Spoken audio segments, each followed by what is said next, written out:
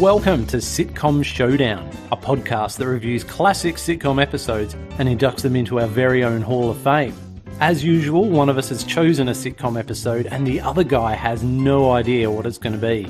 Will they already know it? Will they love it? Can they be convinced that it's worthy? Let's find out on the Sitcom Showdown. Welcome back to another episode of Sitcom Showdown. It's your turn this week, Steve. Yay! Ah, Been looking forward to this. have you? Yep. Oh, that's good. I've chosen the sitcom with possibly the catchiest tune ever. It'll be up against some stiff competition then, whatever it is. But yeah, right, okay. Well, it's one that I always, once I watch the sitcom, I'm always then humming the tune or singing the tune afterwards, so... This won't be your whole case, will it? It's got a cracking theme tune. It's... yeah, put it in. That's it. Case closed. Alright. Okay, it's called Only When I Laugh. Ah, is this the medical one? Yeah, so we're going back to the hospital. Not to the same hospital, but... Not to Dark Place Hospital? No, not to Dark Place, but okay. Another hospital. In fact, I don't think this hospital's got a name, but anyway, we're watching an episode called Accident, which is Season 3, Episode 5. Shall I tell you a bit about... Yeah. Is it 40 years old? Only When I... Well, I don't have the year that it was... I'm going to just pick a year out of the air and say frantically look 1977, just for fun. And then we'll soon find out while you're typing away. But you have mentioned this one. You've probably been watching it for at least 6 months now.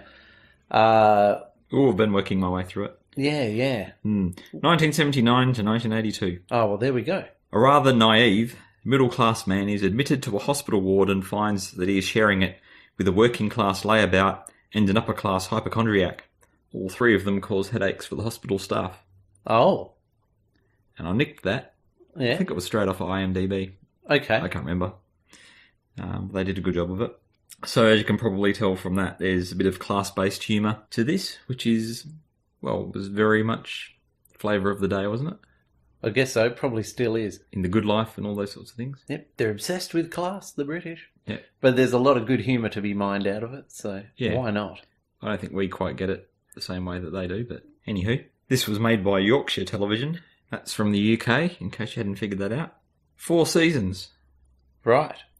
Yeah. Was it 6 episodes apiece? There were 7 episodes in series 1, 2, 3 and 4. Okay. So yeah, 7 episodes per series, 1 special, which was a Christmas special. Aha. In 1981. Let's go through some famous stars and other interesting background. And I've put probably the most famous people at the top. Peter Bowles. Of course, yes. Archie Glover. Uh-huh. Who is the down on his luck upper-class hypochondriac. He's Peter is a well-known actor.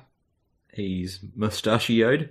Yep. Would you say? Totally. And generally known for playing Poshos. well-to-do, posho, snobby type characters. Yeah. Famously of To the Manor Born. Uh-huh. But also Rumpole of the Bailey, The Irish RM. And I saw him recently in Victoria. Oh, okay. So he's still kicking about. Yeah, I didn't know whether he was still alive or whether he passed on, but it's good that he's still out there. Still going. And he played the Duke of Wellington in that, so he's still doing those kind of roles. Blimey! Yeah. So who was better as the Duke of Wellington, Stephen Fry or Peter Bowles? Well, by better do you mean more lifelike? I don't think... If that's the criteria, I don't think there's much in it. Yeah. No, I don't think there's much comparison. Stephen Fry's version was very intimidating and bonkers. Yes, completely bonkers. James Bolam stars as Roy Figgis. He's a restless working-class troublemaker, and he specialises in making amateur diagnoses in the hospital, terrorising some people with those. Oh. He was well known for The Likely Lads. Right. When the Boat Comes In. Yep. And he also did a show called, well, it was a series of Beiderbecke. Bix Beiderbecke? No. It was a jazz. Yeah, series of shows around that, and that's where I saw him. Oh. Christopher Strowley, I hope I've pronounced that correctly, plays Norman Binns, and he's the one that's in the middle of these guys. He's the middle class one. Oh. A bit naive, a bit younger maybe. He kind of gets stuck in the middle of all these situations. So that's the 3 patients.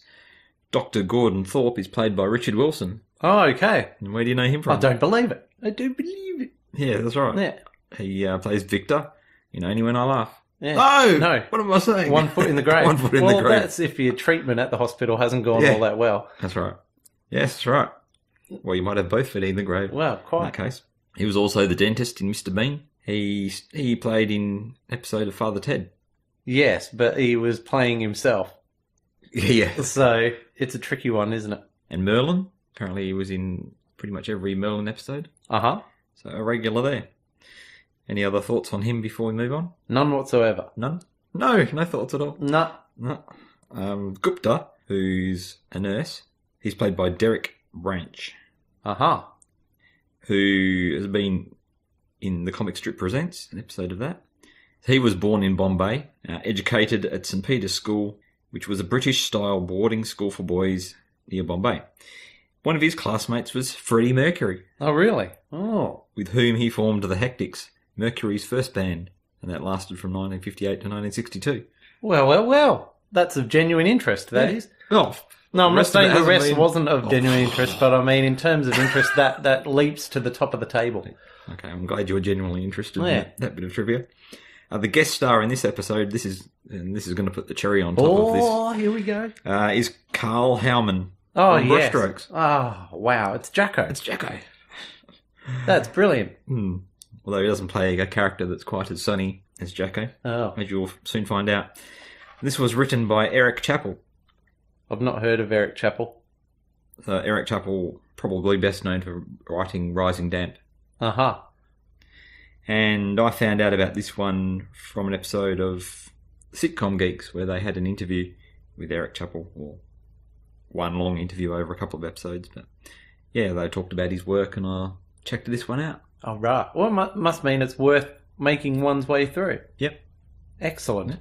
How about you? You've never seen this before, right? I've never seen it before, and half of the sitcoms you've mentioned, obviously the titles are very recognisable, but I've not watched any of them, so I've not watched Rising Damp or any of the other shows. Yep. So, yeah, this will be a new experience. All right. Let's go watch it then. Okay, excellent. Let's do that.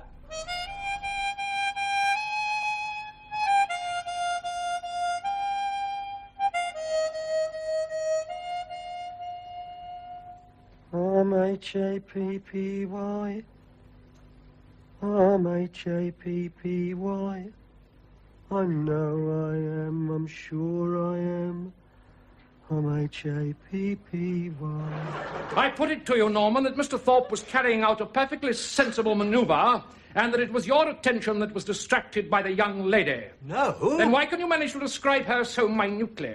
I'm observant. And what was Mr. Thorpe wearing? A suit, I think. A suit. You think. What day is it today, Norman? Tuesday. It's Wednesday, Norman. You're not a very reliable witness, are you? Did you really see the accident, Norman? I put it to you that you did not. That you don't even know which day it occurred. The sight of that girl drove all other thoughts from your mind. And now, due to some desire for cheap notoriety or some dissatisfaction with your medical treatment, you are determined to malign an honourable member of the medical profession. No! I further put it to you that you are a liar and that the whole of your testimony is complete fabrication. I am not a liar. Don't prevaricate, sir. Answer the question, yes or no. Yes. No. What was the question? I've forgotten. That is not all you've forgotten. You've forgotten that it is your evidence and your evidence alone that could send an innocent man to prison. Oh, heavens! Very nice piece of cross-examination, Archie. Thank you, Roy.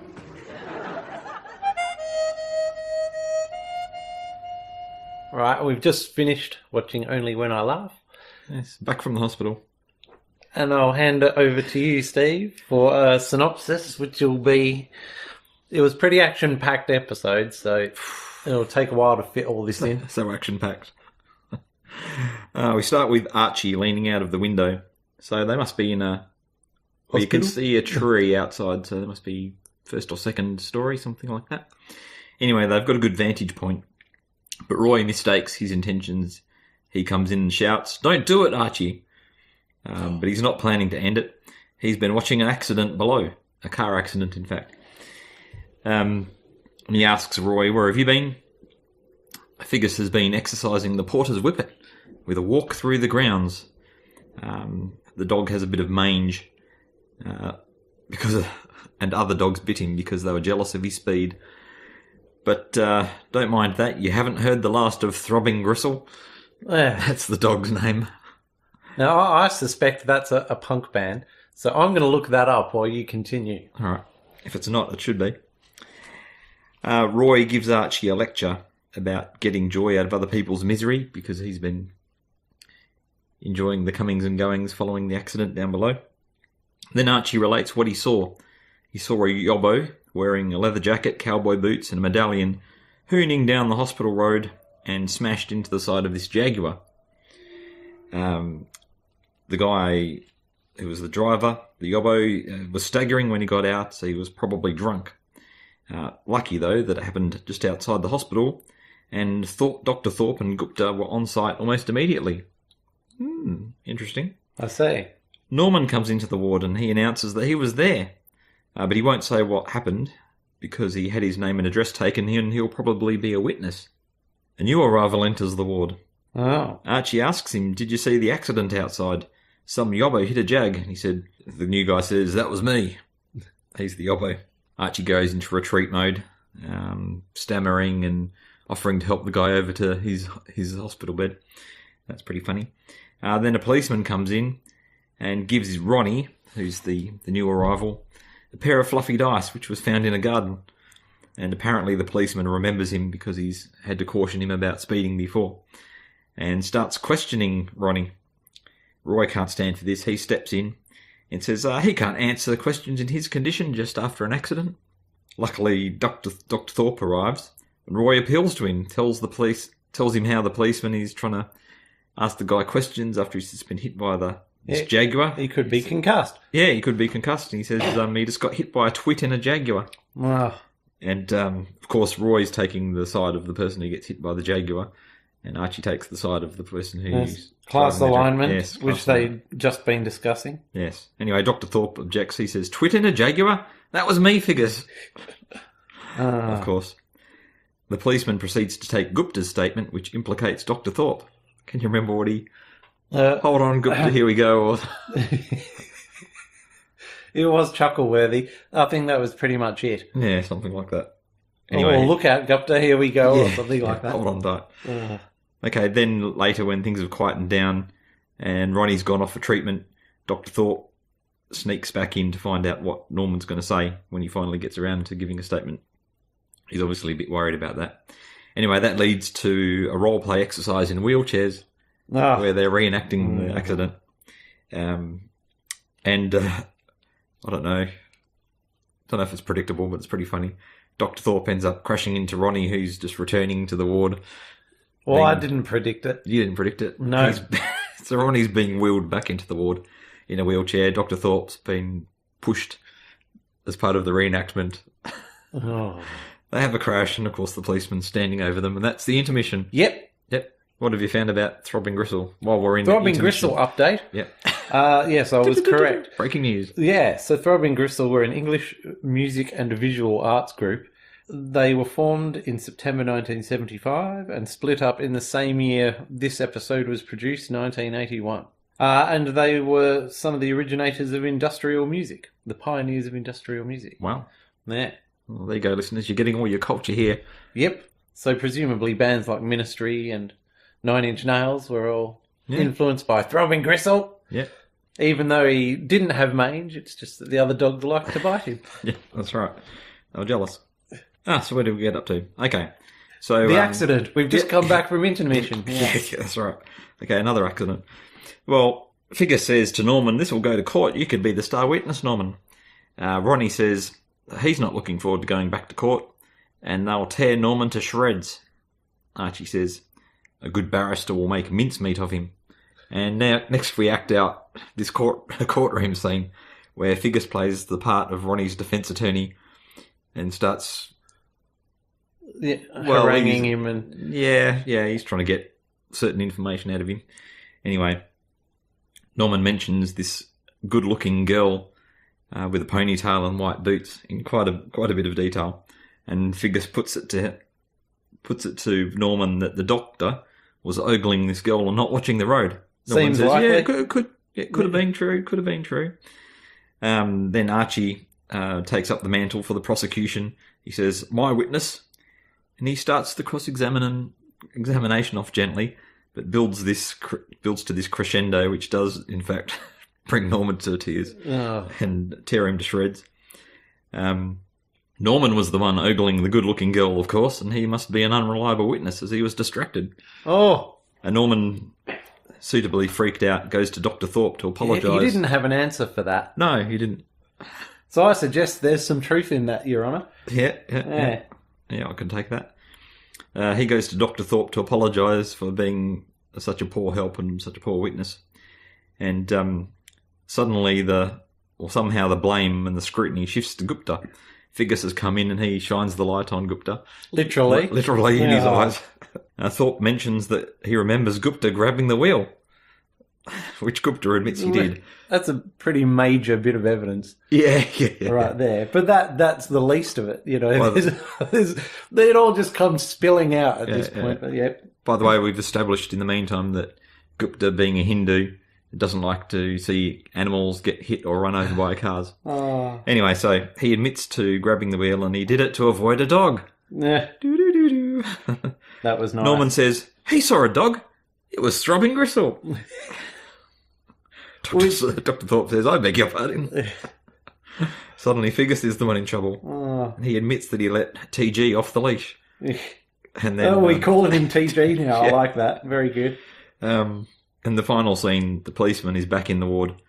He tells off Thorpe, Ronnie, and finally Figgis before leaving. Yeah. Because he's been given all the information he needs.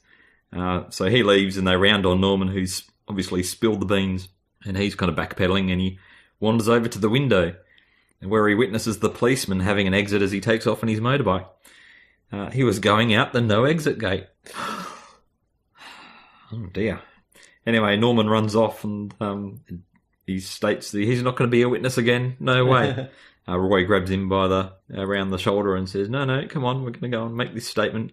You could be the star witness, or something along those lines. Yeah, so there you go. That was a bit of work to get put all that together. Yeah. Any thoughts before we launch into our dissection of... Well, I've got lots, but I've just been doing some more Googling because I thought, hang on a second, wasn't Peter Bowles playing a barrister in Rumpole at the very same time? And yes, he was. Was he also a barrister in the Irish RM? And a judge. He was a judge. I don't know anything about the Irish RM. We got any Irish RM fans out there? Send us a message if you are. Yeah. And confirm or deny that rumour that we've started. I don't even know what an RM is. No. Royal Mail? Royal Mail. He's a postie. Yeah, maybe he's a postie. There you go. Yeah. That would be a bit below his normal station. Yes, well, he didn't want to be typecast or anything. No, okay. Yeah. What else have you got there? Oh, I've got a whole page of notes. All right. But I don't know what format. Is there anything we have to address here first? Well, I've got notes about the plot. I'll chip in. Just right. Let's okay. Work our way through those. I'll throw it out there. So as we've said, this one's quite involved, and there's a lot of characters. In fact, there's at least one scene, possibly more, where there's 6 characters involved, and they're all talking at different times. And it's interesting when you go back and watch it because they're popping their heads up as they say lines and all this sort of stuff. And Peter Bowles is easy because I don't know how tall he is, 6. He's well over 6 foot or something like that. So he's easy to spot the whole time, but the others are having to work frantically to get into shot at the right time. Aha. And so the story builds and builds, and information is revealed bit by bit, which I really like. And there's a couple of things I particularly like about the plot. The first is the way they put these 2 particular scenes back to back, where first Archie inadvertently insults Ronnie by calling him a yobbo, and then they repeat exactly the same thing, but they flip it, where Figgis does the same thing by insulting Dr. Thorpe, the Jag driver. He's a twit. Yeah. I really like the way that they did that. Then, of course, cherry on the top of the whole plot is the way the story makes its way back to Throbbing Gristle. Yes. Who got mentioned as kind of a throwaway thing in the first scene. And Figgis, as usual, he's agitating. This is his character, by the way. This is what he does. He agitates the situation the whole way through. They're stirring trouble. Sticking his nose in. And it turns out he's the one that's the cause of the whole problem. Yeah. while letting TG off the lead. And as I said to you just at the end while we were watching it, is if he just kept out of it, it never would have come back around and been pinned on him. Yeah. Anything you want to say about all that lot? I had the same note as you. I really liked it when, they brought that circle right back around to TG and being let off the leash by Figgis. So, yeah, that was a really neat bit of writing, amongst many neat bits. I don't like Figgis. I know he's not supposed to be likeable. He's supposed to be very unlikable. He's. I mean, I don't know how long they've been in this hospital ward for, but he's obviously someone who needs to be busy. You know, the kind of person? Right, yeah. Bored easily. I mean, for some people, being stuck in a hospital bed with a newspaper and your basket weaving would be I guess so. a lovely situation, but, he's he's bored and he gets into trouble. Yeah, okay, fair enough. It happens time and time again. Ooh. Well, I'm going to talk about the mock courtroom scene now. Okie dokie. The dialogue and the delivery is very funny. And I hope can we put this in as our Scene? For the... Yep, in which case people will have already heard it. You'll have already heard it, so maybe I don't need to talk. Maybe I don't need to rave about it as much. Anyway, Archie and Figgis pretend to be these lawyers, and they use lawyers' tricks to coerce information out of Norman in speeches which build and build. And Figgis compliments Archie at the end of his cross-examination.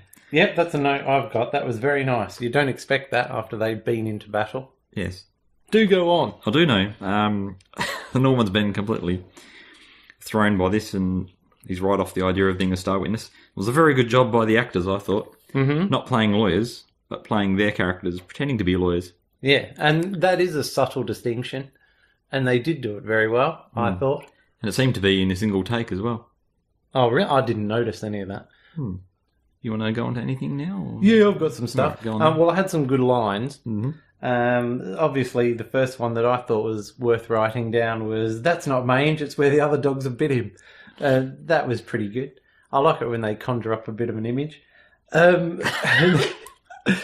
the policeman's on his way, and you've got upper class, Archie is his name, Peter Bowles. He goes, "Look out, here's the fuzz," which you don't expect him to come out with here, but here's the fuzz. Yeah, and I did have "hang on to your hat, Gupta, here we go." So that's the actual quote that we were talking about before.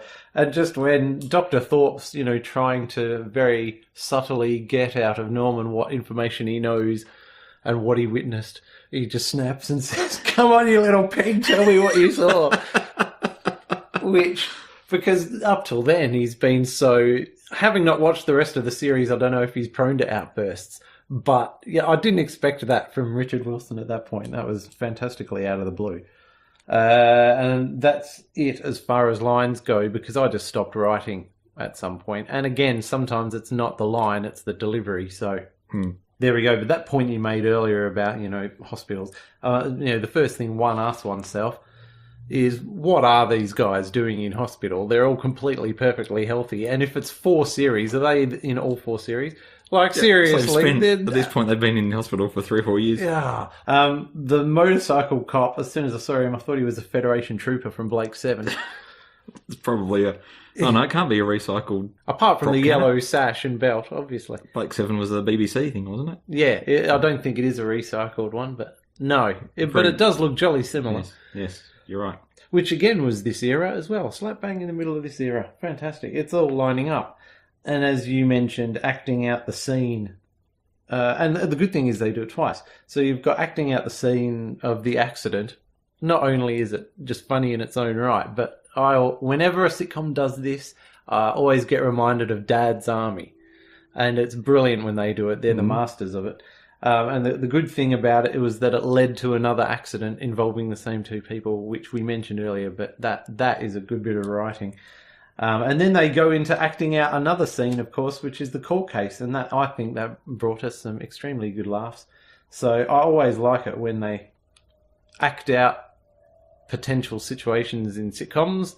And the best thing about it, in the case of this particular episode, is that it's all very one-set stuff. They go into the doctor's office at one point, but they're trapped in this one hospital room set. But, it's like they've been out to the courtroom, and it's like they've been out to the street by acting out all these scenes.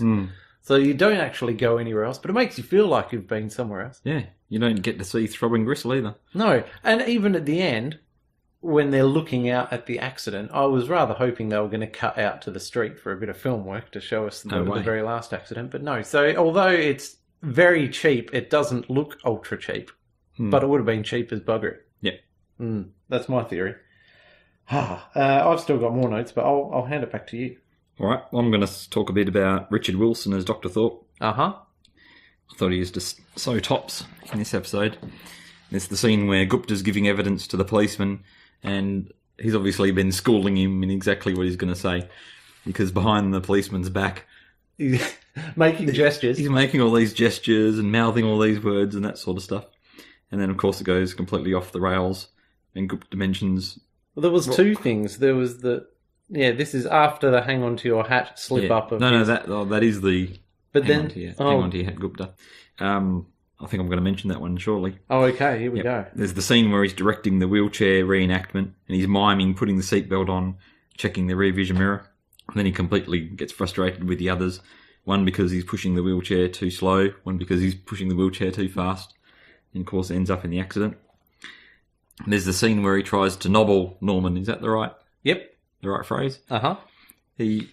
Watch him. He comes in and he walks past Archie's bed and Figgis's bed, and he gives them this really sullen scowl as he goes past their bed, and then he switches to sweetness and this light. All sweetness and light smile. Oh, Norman, yeah. He's just here to try and make sure. Is that out of character for Dr. Thorpe?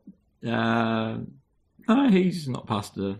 Oh, okay. Not past a bit of manipulation. Oh, no, I meant, is that what you mean? He struck me as a bit of a grumpy, serious chappy. Oh, these guys drive him up the wall, right? Yeah. Okay. So he's not often pleasant to them. No, they try his patience. Okay, right. Fair enough. You can't shift him. It doesn't look that way. Blimey. Yeah, that's right. Well, they would say it's his fault, but... If he was a good doctor, he'd be able to cure them and get them out of there in pretty swift time. That's right. They're all the bits that I liked of Richard Wilson as Dr. Thorpe. Yeah. Gags. Oh, the way that Figgis, in his turn as the lawyer, completely interrupts his flow to talk about the lovely young lady in the white sweater. He says, "Oh, yes, she's nice, isn't she?" Like he's noticed her as well. And he's lost concentration. And then the same thing happens when Dr. Thorpe is talking later. He says, "Oh, the one with the white sweater and vest." So he obviously had noticed her. Oh, yes. Oh. So there's a lot of truth to that issue. Dr. Thorpe asks Ronnie, "How many fingers am I holding up?" And Ronnie says, 2, and I don't like the way you're holding them. Because he's giving him the up yours, the buddy. Up yours. Yeah. The reverse Churchill. Yeah, exactly. The reverse Churchill. Yeah. We'll just call it that. Cracked me up. When they're having some conjecture about Thorpe being the one who was doing the drinking before the accident, Archie says, "If Thorpe was a drinker, he couldn't do his job properly." And Figgis goes, "Exactly. We always thought it was incompetence, but it was this instead." Oh, that was funny. They're all the quotes I've got. Okay. I've found another one I didn't mention before. And far away. It's when Archie is giving his posh barrister routine. And it's just a beautifully observed line when he's essentially saying that Norman isn't a driver. He doesn't have a car. Yep. He admitted he wouldn't know the difference of one car and another. He's not in a good position to be able to testify as to whether someone's speeding like a madman or not. And one of the lines Archie comes out with, "And you know nothing of the refinements of power-assisted steering." What do you think he's getting at there? No, I don't. He's putting the boot in because power steering in those days would have been like Rolls-Royce material. The Pontiest of the Ponzi. Yeah, and it's just, that cracked me up. It was fantastic. And just the way it was delivered. Yeah, well, he's looking to the imaginary jury. Yeah. And waggling his eyebrows. And that brings me to just some character observations. Well, no, actor observations, really. That Peter Bowles is fantastic. Richard Wilson, great. Carl Howman, great. I've got Norman is a bit of a non-entity.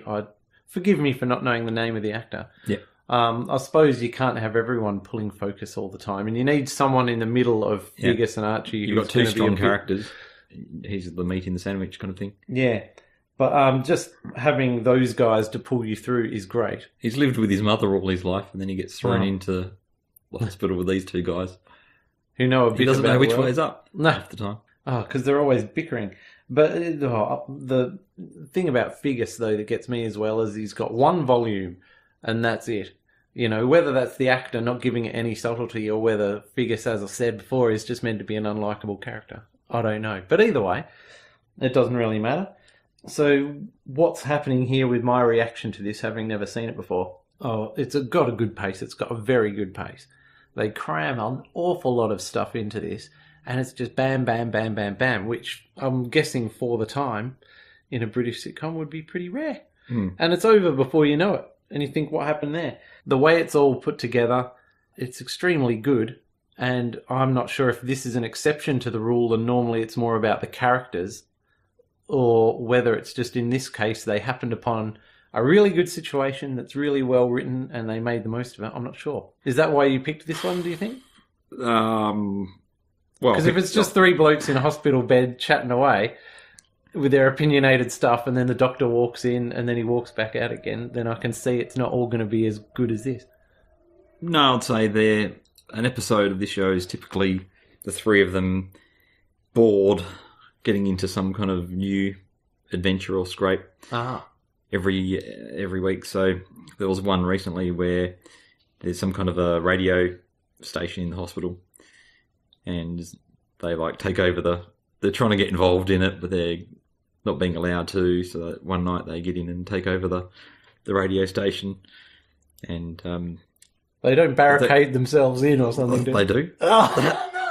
They do.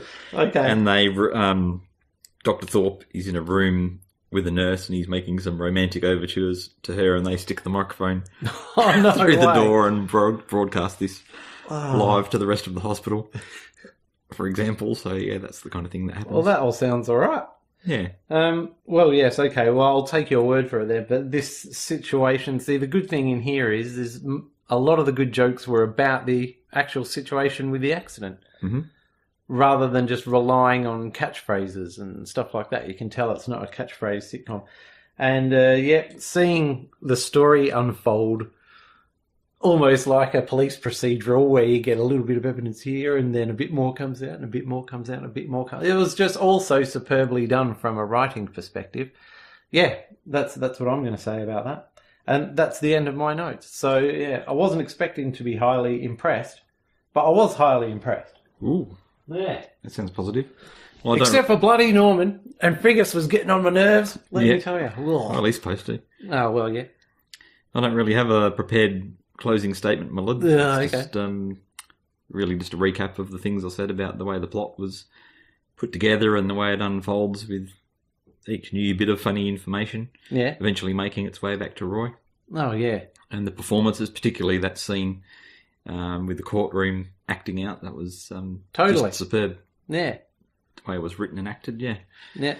The whole thing was extremely well done. And in fact, Carl Howman was a bit wasted in that. I mean, he did a good job with his character. He didn't have too many lines. Yeah. But he's there for his face, I suppose. So He wasn't likeable.